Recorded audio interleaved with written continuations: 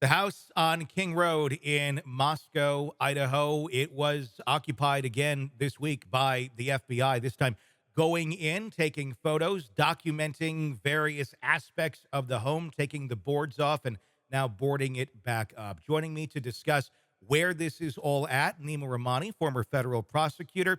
Neema, what was the purpose at this time to go back into that house on King Road? Had they not already gathered all the evidence and things that they needed in the past? And we had thought that this home was actually going to be torn down by this point in time. Well, I gotta criticize the decision to tear down the home. Look, I understand what the university wants to do and the homeowners, but look, this is evidence in probably the biggest murder case in the country right now. And we know that jurors sometimes do site visits, and I just don't see the upside with destroying evidence in a case like this. I know it's sad, it's horrific, regardless of whether it's Kohberger or not. I certainly believe it is. This is where four young, innocent college students were murdered. But look, let's just keep the house. Now the FBI is trying to recreate it, model it, and just doesn't make a whole lot of sense. Let's at least get through the murder trial, then we can tear it down. How big of an impact does it make in a trial when you're able to take a jury to the actual location of the crime, not just show the pictures, or it seems like in this case, they're almost making a 3D render of it, almost like what real estate sites have when you tour a Yeah. home that way. That's what's coming to my mind anyway. Neat, interesting, probably more perspective than one would have had 10, 20 years ago in a case if you're not able to visit the scene. But to actually be there. This case is scheduled to take place there in Moscow, so it's not a far stretch to think we can take the jury there to walk around. What kind of impact does that make versus not being able to show them the crime scene? Tony, I personally love site visits as a prosecutor. It makes it real. No matter what, you're describing it, you have drawings, you got models, you got video. It's not the same as being there in person and understanding where these horrific crimes happen. So, personally, as a prosecutor, a former prosecutor, my strategy is to take the jurors to the scene of the crime if I think it makes sense. And I think in a case like this, it absolutely makes sense because look, a lot of the evidence is where was Kohberger with respect to the surviving roommate? How did he kill, four people allegedly so quickly and leave really only one drop of blood behind? What about him outside the house, right? We know he was pinging off cell phone towers, the day after and then days before. So I think all of that is important for the jurors to understand and know in a circumstantial case like this. What happens on a site visit with something like this? I know we saw it in the Murdaugh case, and lots of the jurors said that that was very impactful. But once the jurors are there, should they do a site visit? Is there testimony that goes on? Do the attorneys walk them through and say, "Here's what we believed happened, when and where," or is it just kind of a wander around at your own convenience and come back out?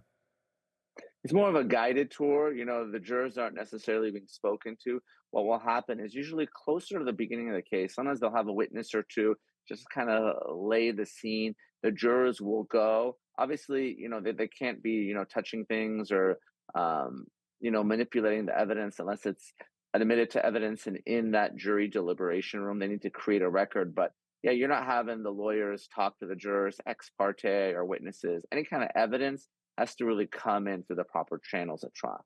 With it being the structure that is there, the rooms and such, is it important, or is anything ever put back as to where it was found to help really paint the scene of what that scene was like when it was investigated right after the murders, or are they just walking through the shell of the home?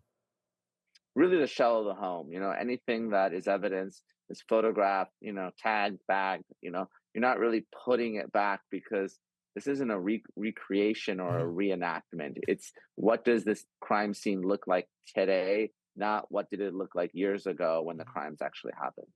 Does it tend to sway jurors? Have you ever seen a case where maybe it was going very much for the defense, and then once people got to see the site itself, it really kind of made people have a change of heart?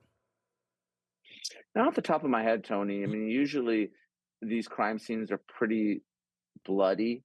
We talked about Murdoch, but the recent one, and obviously it didn't go the way the prosecution wanted, was Nicholas Cruz and the Parkland school shooting. I mean, they really went through, the school hallways where Nicholas Cruz killed, all these children, the most brutal school shooting in American history. Yeah. Obviously, that was the case. The question was not really guilt or innocence because he pled, but whether he should get the death penalty or not. But most of the time when you're seeing blood, you're seeing uh, vi- violence, even though you're not actually witnessing it, but you know that people were killed where Mhm. you're standing. That tends to really in the benefit of the prosecution as opposed to the defense.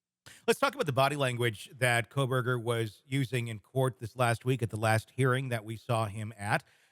He was dressed in his suit. He looked very professional, but seemed to have an aura of confidence to him, more so than I think we've seen in the past. In the past, we saw him kind of looking down, not really being super expressive. This time, we saw the steeple point fingers going on, and I've talked to body language experts. I've talked to FBI agents on this already.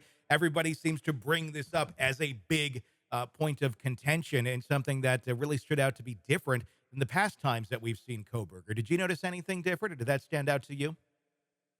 It's hard to get a read on Kohberger because he's so much more sophisticated than your typical criminal defendant, especially someone accused of murder. Mhm. And there's someone that's really said nothing. Even at his arraignment, he stood silent, and his attorney essentially, the court had to enter a not guilty plea for him. So here's someone that's been um, a man of few words, to put it mildly, because he understands that those words can only be used against him.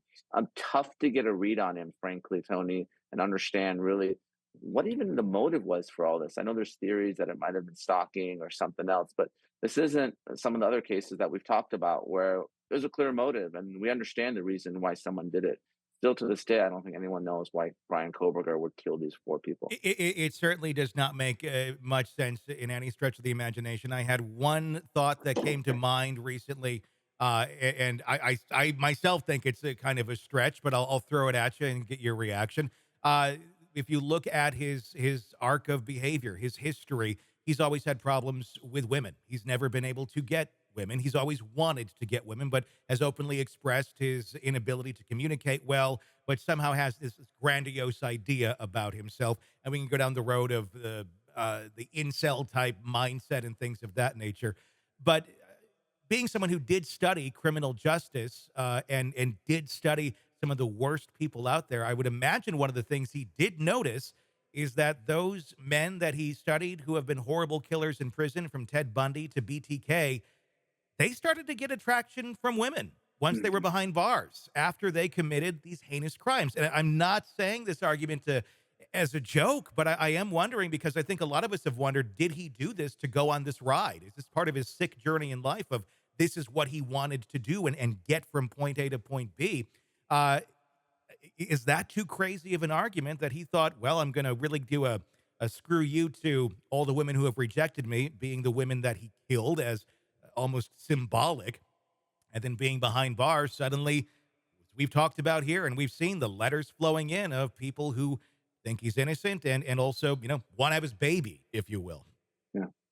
Yeah. It is a sad reality that serial killers, even mass murderers, do get sometimes a lot of attention from women when they're in custody, whether it's because they're bad boys or I don't understand the Mhm. mentality, frankly, Tony, Sure. but that is absolutely true. What I would say is some of the individuals that you've talked about were certainly a lot more charismatic than Bryan Kohberger. They really did enjoy the attention. BTK still likes it. Mhm. Ted Bundy. These are, and not to say I don't know anything about Bryan Kohberger, but he doesn't really seem to fit the same mold as your classic serial killer from the 70s and 80s. Mhm. That um, so certainly this may be an unintended consequence of him being arrested and potentially convicted of murder, Mhm. but also, I mean, he's also facing the death penalty. So let's That's see true. if he's alive long enough to really have a baby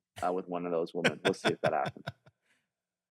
Hey, it's Tony Brueski. If you want more of our interview with our guests, be sure to check out our podcast, Hidden Killers with Tony Brueski. Just search that wherever you download podcasts and press subscribe. Also, you can check out our YouTube channel for the full video version of the interviews as well, under the same name, Hidden Killers with Tony Brueski. Check it out, subscribe, binge, and enjoy. Thanks for watching.